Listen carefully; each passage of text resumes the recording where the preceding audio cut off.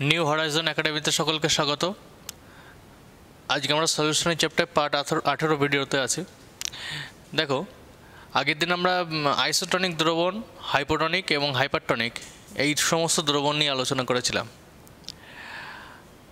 আজকে সেগুলো একটু উদাহরণ দিয়ে একটু ক্লিয়ার ধারণা নিয়ে নেব এর থেকে। দেখো, আইসোটনিক দ্রবণটা কি? আইসোটনিক দ্রবণ বলেছিলাম যে সমগাঢ়ত্বের দ্রবণ হবে। সমগাঢ়ত্বের দ্রবণ অর্থাৎ দুটো দ্রবণ থাকবে, সেই দুটো দ্রবণের গাঢ়ত্ব সমান হলে সেটাকে বলা হচ্ছে আইসোটনিক। আর হাইপোটনিক কি বলেছিলাম? দুটো দ্রবণ, সেই দুটো দ্রবণের মধ্যে যার মোলার গাঢ়ত্ব কম সেটাকে বলা হচ্ছে হাইপোটনিক।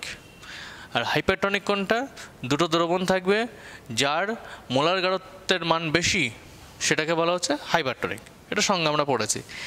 এবার একটু উদাহরণ দিয়ে বুঝি। আইসোটনিক দ্রবণকে কীভাবে বুঝবো? মনে করো একটা সলিউশন নেওয়া হয়েছে, দ্রবণ নেওয়া হয়েছে, যেটা হচ্ছে 0.84% NaCl জলীয় দ্রবণ নেওয়া হয়েছে। এইবার ওই 0.84% NaCl জলীয় দ্রবণের মধ্যে লোহিত রক্তকণিকাকে রেখে দেওয়া হয়েছে।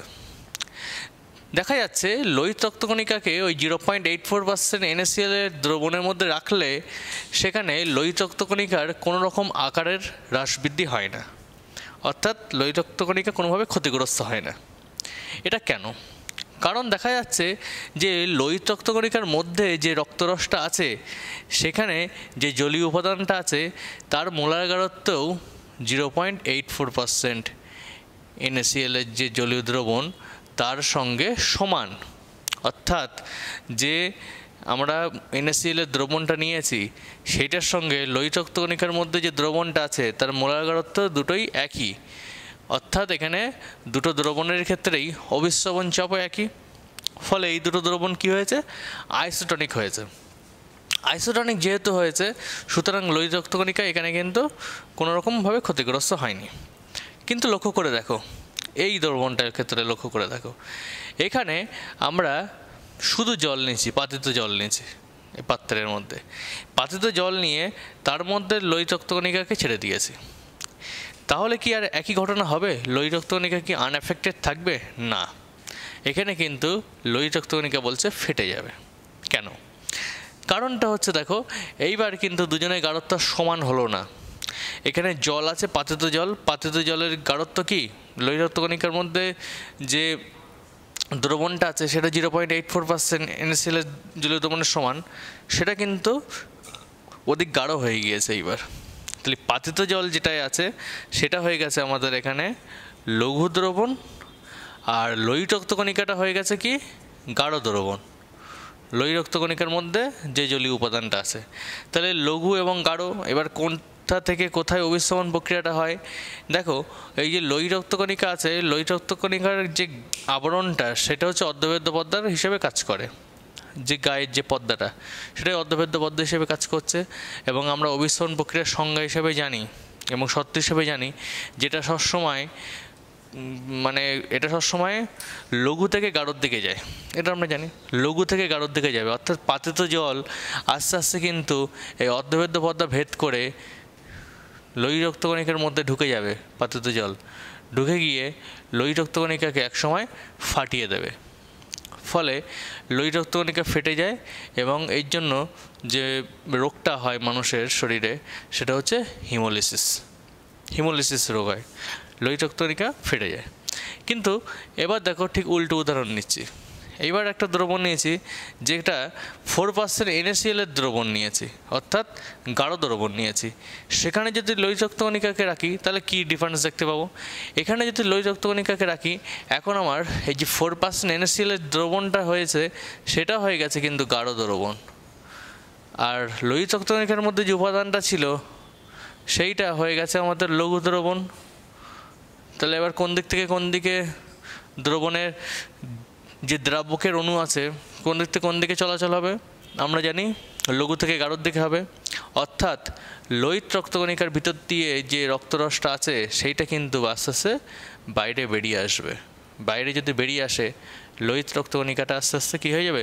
সংকুচিত হয়ে যাবে। সংকুচিত হয়ে গেলে এটাও একটা রোগ হয়, সেটাকে বলা হয় ক্রিনেশন। ক্রিনেশন বলা হয়। ঠিক আছে, তাহলে লোহিত রক্তকণিকা ফেটে যাওয়াটাকে কি বলা হচ্ছে? হিমোলিসিস। এবং লোহিত রক্তকণিকা যে সংকোচন হয়ে যাচ্ছে, ছোট হয়ে যাচ্ছে, সেটাকে বলা হচ্ছে ক্রিনেশন। ঠিক আছে, আর এই আইসোটনিক দ্রবণের মধ্যে লোহিত রক্তকণিকার কোনো রকমভাবে ক্ষতিগ্রস্ত হচ্ছে না, ফলে এটা আইসোটনিক দ্রবণ হিসেবে কাজ করছে। এবার দেখো, এখান থেকে আমরা আরেকটা জিনিস একটু শিখে নেবো। এই যে আইসোটনিক দ্রবণের সাপেক্ষে এখানে একটা প্রশ্ন আমরা শিখে নেব, যে আমাদের শিরাতে যখন ইঞ্জেকশান দেয়, ইঞ্জেকশান দেওয়ার সময় যে সলিউশনটা ইউজ করা হয়, ইঞ্জেকশানের মধ্যে যে সলিউশনটা ইউজ করা হয়, যে স্যাম্পেলটা, সেটার মোলার গাঢ়ত্ব সবসময় 0.84% NaCl এর জলীয় দ্রবণের সঙ্গে সমান রাখা হয় কেন? কারণটা ওই একই রকম, যাতে কোনো রকমভাবে হিমোলিসিস বা ক্রিনেশন মানব শরীরে না হয়। সেই জন্য লোহিত রক্তকণিকার মধ্যে যে মোলাগারত্বটা থাকে 0.84% NaCl এর দ্রবণের সঙ্গে সমান, সেইটাই ইঞ্জেকশনের মধ্যে যে উপাদানটা নেওয়া হয় তার মোলাগারত্ব সেম রাখা হয়। সেম রাখা হলে আমাদের শরীরের মধ্যে গেলে সেই সলিউশনটা যদি আমাদের শরীরের মধ্যে যায়, কোনো রকম সেই সলিউশন সমস্যা করবে না, ফলে সেই দ্রবণটা আইসোটনিক দ্রবণ হিসেবে কাজ করবে, কোনো সমস্যা করবে না, না হিমোলিসিস হবে না ক্রিনেশন হবে। ঠিক আছে, তাহলে এখান থেকে এটা আমরা শিখে নেব।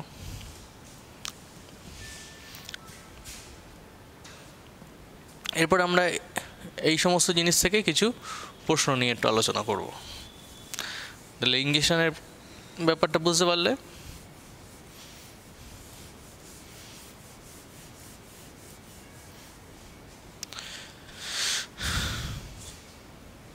এবার একটা প্রশ্ন করব।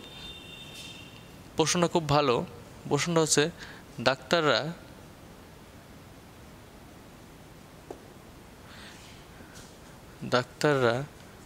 উচ্চ রক্তচাপ যুক্ত রোগীদের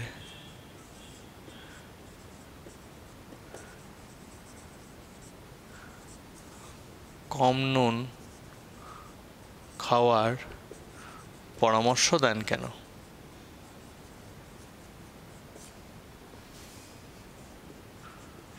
এই প্রশ্নটা আমরা করব। আমরা জানি, আমরা এটা খুব লক্ষ্যও করেছি, যে যাদের দেখবে ব্লাড প্রেশার খুব হাই, তাদেরকে লবণ কম খেতে বলা হয়। কিন্তু এর পিছনে বৈজ্ঞানিক কী ব্যাখ্যা আছে দেখো। আমাদের শরীরের মধ্যেই কিন্তু লবণের পরিমাণ থাকে, যথেষ্ট পরিমাণ লবণের পরিমাণ থাকে। অর্থাৎ আমাদের শরীরের মধ্যে পর্যাপ্ত পরিমাণ Na+Cl- রয়েছে, পর্যাপ্ত গাঢ়ত্বে রয়েছে। এবার যদি অতিরিক্ত NaCl অর্থাৎ খাদ্য লবণ যদি গ্রহণ করা হয় শরীরের মধ্যে, তাহলে Na+ এবং Cl- আয়নের সংখ্যা আস্তে আস্তে বেড়ে যাবে, আয়নের সংখ্যা বাড়বে। এবং আমরা জানি যে অবিশ্রবণ চাপ, শরীরের মধ্যে অবিশ্রবণ চাপের সৃষ্টি হবে। অবিশ্রবণ চাপ একটি কী ধর্ম? সংখ্যাগত ধর্ম। অর্থাৎ যত বেশি দ্রাবের আয়নের সংখ্যা বাড়বে, ঠিক তত বেশি কিন্তু সেই সংখ্যাগত ধর্মের মানটাও বেড়ে যাবে, অর্থাৎ অবিশ্রবণ চাপের মানটা বেড়ে যাবে। অবিশ্রবণ চাপের মান কিন্তু সেই আয়নের সংখ্যা বাড়ার সঙ্গে সঙ্গে বেড়ে যাবে। তাহলে এখানে কী লিখব? অবিশ্রবণ চাপ বাড়বে, অবিশ্রবণ চাপ বাড়বে। তাহলে রক্তের মধ্যে অবিশ্রবণ চাপ বাড়লে ব্লাড প্রেশারও কিন্তু বেড়ে যাবে, কারণ সবগুলোই চাপের সঙ্গে সম্পর্কিত। অর্থাৎ যত বেশি লবণ গ্রহণ করা হবে, তত বেশি Na+ এবং Cl- আয়নের সংখ্যা বাড়বে, অবিশ্রবণ চাপ বেড়ে যাবে, ফলে রক্তচাপও বেড়ে যাবে, রক্তচাপ বাড়বে। এই কারণেই, যাতে বেশি পরিমাণ NaCl শরীরের মধ্যে না যায়, ঠিক সেই কারণেই ডাক্তাররা হাই ব্লাড প্রেশার রোগীদের লবণ অল্প খাওয়ার পরামর্শ দেন। ঠিক আছে, এই প্রশ্নটা আমরা করলাম। এরপর আর একটা এরকম সম্পর্কিত একটা প্রশ্ন, সেটা করব।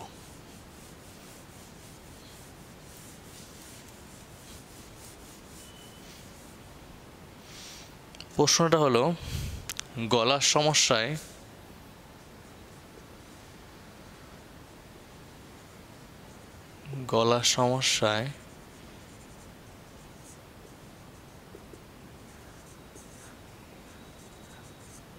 নুন জল দিয়ে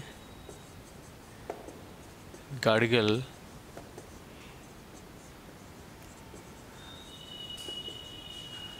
করা হয় কেন? দেখো, এটাও আমরা লক্ষ্য করেছি, আমাদের যখন ঠান্ডা ঠান্ডা লেগে যায় গলাতে, দেখবে গলাতে যখন ঠান্ডা লেগে যায়, গলা ব্যথা হয়, তখন দেখবে যে লবণ জল দিয়ে গার্গেল করতে বলা হয়। এটা কেন?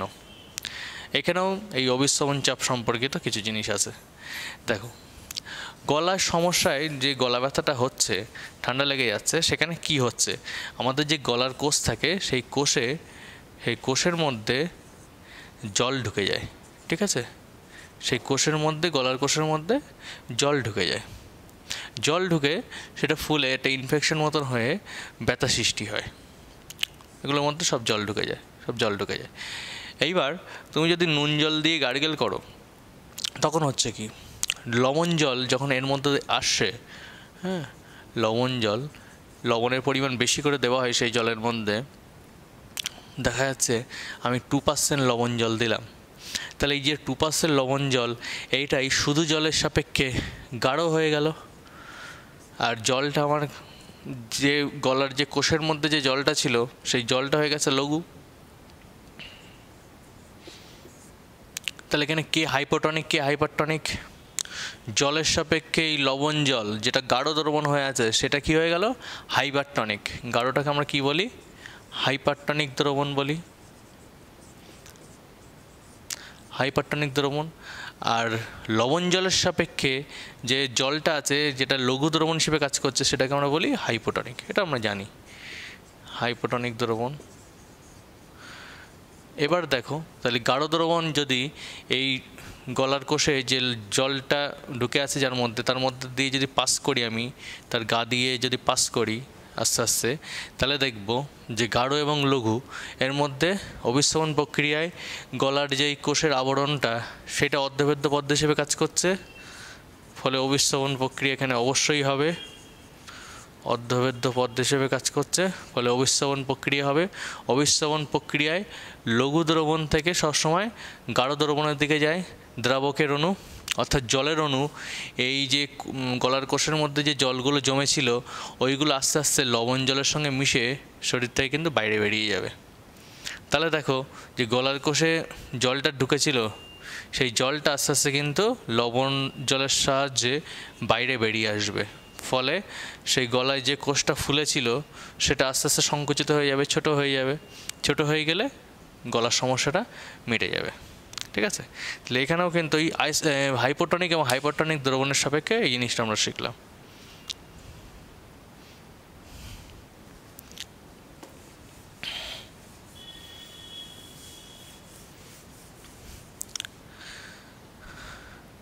এরপর আরেকটা প্রশ্ন শিখি,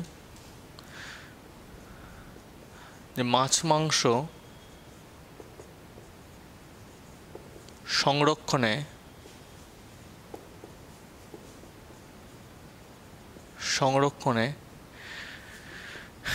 NaCl মিশিয়ে রাখা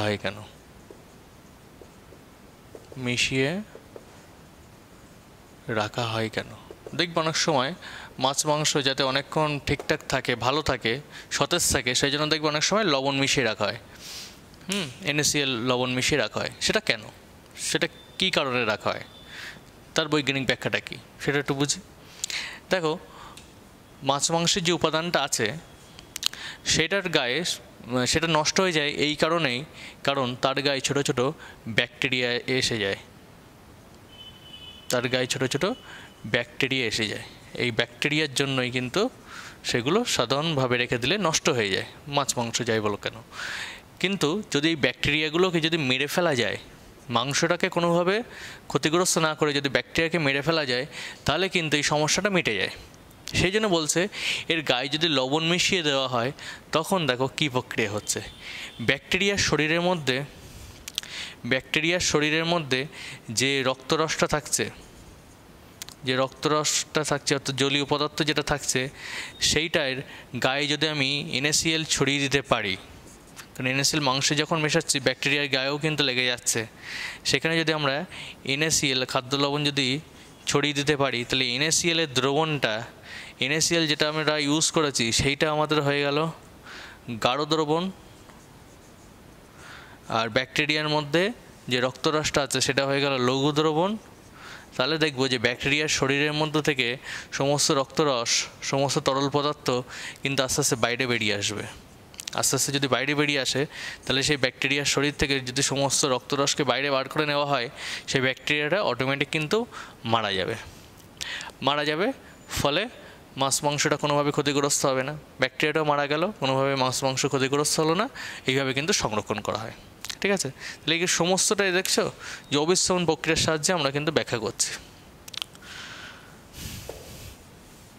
এরপরে আমরা একটা থিওরিতে যাচ্ছি, প্রশ্ন উত্তর নিয়ে আলোচনা হলো। এরপর একটা থিওরি করি, সেটা হচ্ছে বিপরীত অভিস্রবণ। বিপরীত অভিস্রবণ,